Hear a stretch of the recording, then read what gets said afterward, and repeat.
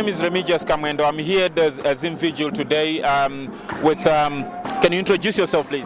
My name is Angela Betimoyo. And you're a political activist? Oh, yes, I am. Okay. And can I introduce you? My name is Remi Kamwendo. Can you introduce yourself? David Kudawashamoyo. Okay. Now, we all meet here on every Saturday for the Zim Vigil. Can you, in your own words, tell me what is it that you're trying to achieve by coming here? What we are trying to achieve here is that the international community may see what we are doing here for the change in our country, in Zimbabwe, because as it is right now, there is no change at all. People are suffering, people are being harassed, people are being beaten every day, and there is always political violence. And we hope the international community will be able to help us. Now, you as a political activist, what do you think about the current constitution that is being drafted? Do you think it's a fair and representative system or way that to change our constitution? Do you think is that fair? I don't think it's fair at all. I think ZANU-PF, as usual, it's going to dominate. Because they are always on top. They always think that they can dominate on everything. That whatever they do, they always want to suppress other political parties. There's talk of recently that there's going to be elections probably in 2012, but we all know that the system is flawed. Do you think if we have the election in 2012, it will be a fair and representative process? I don't think so at all. I think ZANU-PF, as I've said earlier on, they are going to rig the elections because they are well known to rig elections, and we think if we can have other international observers. Yeah, international observers to monitor these elections to be free and fair. Yeah. And I also think that there is going to be a serious political violence. It is. Yeah, it is. Yeah. I'll come back to you. I'll go back to David. David, you as a young man, as a young political activist, what do you see the future for the country? You are the next generation. What do you see the way forward for us? Well, I could say at the moment, without things stand, there's no future. But if only things could change by the government regime being changed as well, there would be hope for even for us lot, to strive and build a new Zimbabwe. I think that's the best way. Because you see, from my experience as a political activist, David, it's the young people like you who will shape the future. Do you think that the present ZANU-PF regime represents the future for the young people like you? No, not at all. I don't think they're capable. I don't think they're doing what they're meant to be doing. I think they're destroying everything. They're destroying the country. They're destroying people's careers. Destroying the future for us, the youngsters. Yeah. Where we go to Zimbabwe and see all these things, or as you see them on the media, as you can see, people are dying. People are getting beaten up. I wouldn't want to lie and say Zimbabwe right now is in the position of growing to be inspirational for us lot. For the young people like you. Young people. Yeah. I'll come back to you, David. All right. Yeah. Now, do you think the MDC government, from your position as a political activist, has been given an opportunity to sort of express themselves or govern the country? I don't think so at all, because recently the MDC wanted to hold a rally, but the rally was disrupted by the ZANU-PF youth, the ZANU-PF militia. So I don't think the MDC has ever been given a chance to to govern the country. Govern the country. Yeah. And I don't see it happening unless the international community intervenes. Yeah. Now, from my view as a fellow political activist here in London, I feel that we need to have to change this, to get rid of this repressive regime of Robert Mugabe and put in a proper government that represents the people's wishes, the wishes for the young generation like David yourself. You know, do you agree with that, David? No, of course I agree with that. Yeah. Of course I agree that.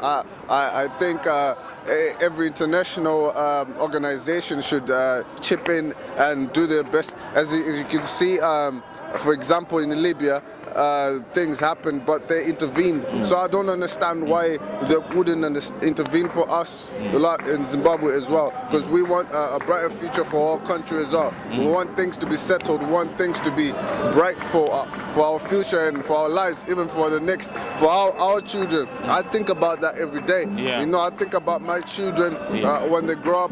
If they grow up in Zimbabwe, what would it be like? Yeah. Now, going back to you, David, as a young man, we know there was the Arab Spring, the violence in Libya and the Tunisia and Morocco and Egypt.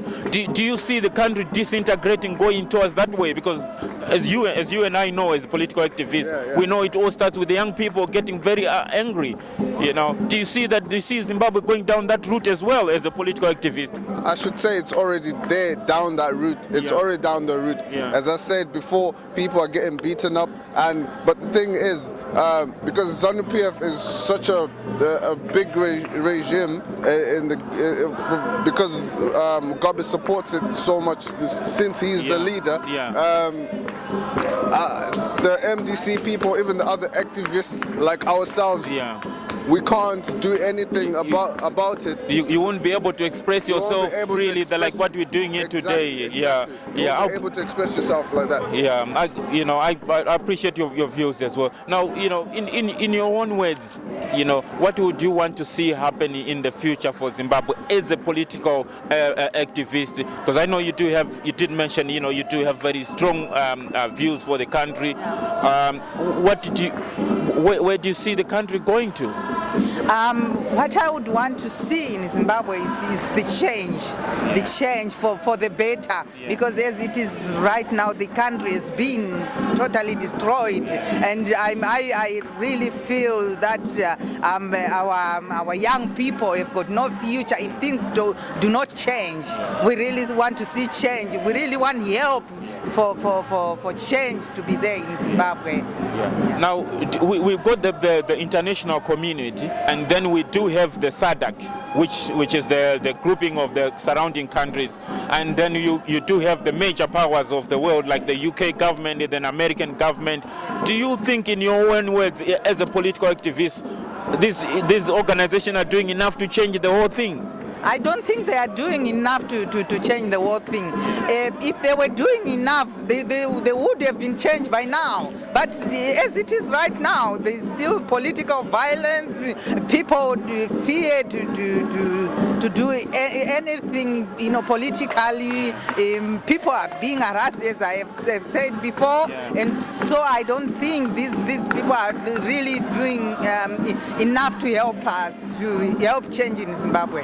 And I'm sure, as a political activist, you would want one day to be able to sort of go home and then be able to express your views as a political activist without any fear of intimidation or violence, like what we're doing here today. Exactly. Okay. That's what I would want to see. As it is right now, you can't do this in Zimbabwe. Definitely, you will disappear. Someone will just kill you, and I know it's the ZANU-PF. They are capable of doing that. They've been known for political violence. They've been known for political violence. David, in few words, what is your message to the international community? What would you want to see happen?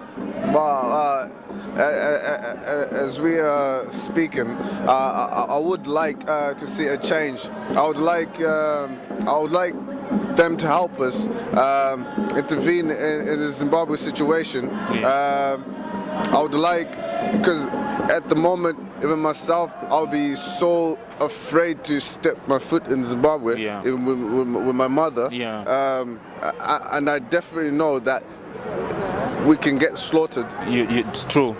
So I would want us not.